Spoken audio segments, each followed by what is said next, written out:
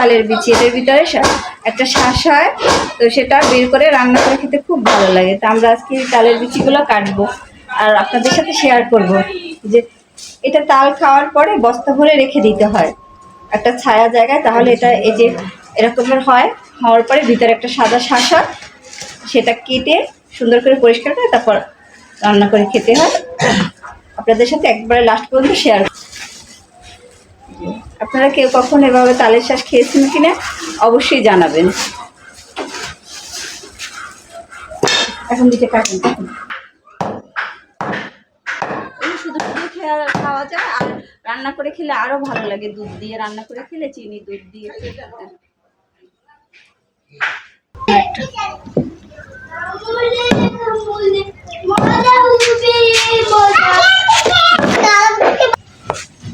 এই যে এভাবে সবগুলো কেটে কেটে নিচ্ছে একসাথে করে, তারপর পরে আমরা উঠিয়ে নেব। এই যে তালের বিচিগুলো কেটেছিলাম, এই যে ভিতরে শ্বাসটা এখন আমরা রান্না করব, এটা আপনাদের সাথে শেয়ার করব। আপনারা আমার সাথে থাকুন। এখন একটু কড়াইতে ঘি দিয়ে একটু ভেজে নেব। তাহলে বিসমিল্লাহ, ঘিতে তুলে নিলাম।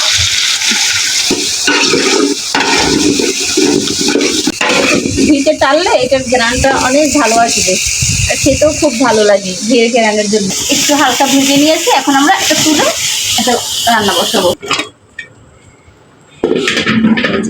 এত সুন্দর একটা ঘ্রাণ আসছে ঘিয়ে, রান্না না করে খেলে বুঝবেন না। এখন এই পাতিলে পানি দিয়ে দিলাম, তারপরে আন্দাজ মতন আর কি, যে যতটুকু রান্না করবে সেই পরিমাণে মিষ্টিটা। এই যে একটু গরম মশলা দিয়ে দিলাম, দারুচিনি, এলাচ।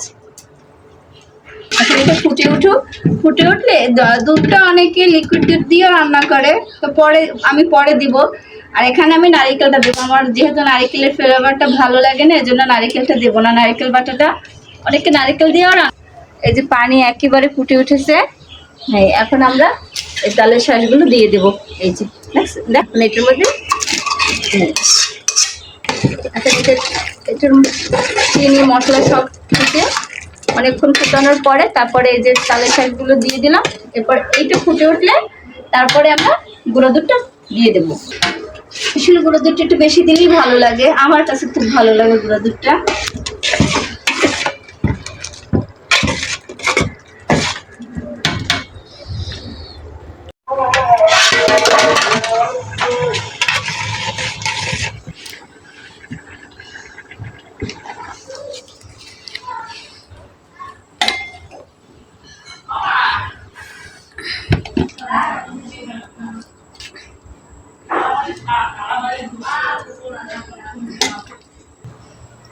অনেক গরম, মুখে দেওয়া যাবে না এখন, তারপরও একটু খেয়ে দেখ। অনেক মজা। গরম, এটা ঠান্ডা খেতে আরো বেশি ভালো লাগে। নর্মাল ফ্রিজে রেখে ঠান্ডা করে খেতে অনেক ভালো লাগে এটা।